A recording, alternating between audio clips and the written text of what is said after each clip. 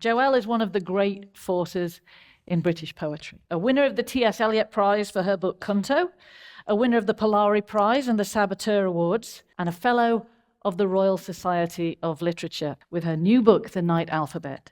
That takes us to a London tattoo parlour 200 years from now and a mysterious client. I actually feel quite tearful.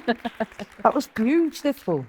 That was beautifully written. Thank you. Oh, you lived it. I just wrote it down. I think so much of us as writers, we are formed by our reading very often. What was in your hinterland of reading at the beginning? I mean, the very first thing was George Orwell. What it gave me was the idea that you could go through anything if you had a pen and a piece of paper. It's more powerful than a gun. You've talked to me a little bit today about hybrid writing, but Yes. What made you reach for something that poetry couldn't do? Why have you reached for a novel? I've always written. But I think what it is certainly it comes from that what you were saying about that idea of being witness. And poetry as witness is a huge part of what I do.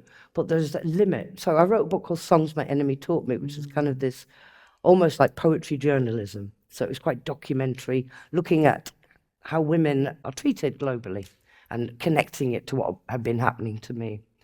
And I got so into these stories, but they had to stop because of the pronoun I. Yeah. Which is the most powerful. It's like a spear you can pull off a page as a poet. It's really powerful.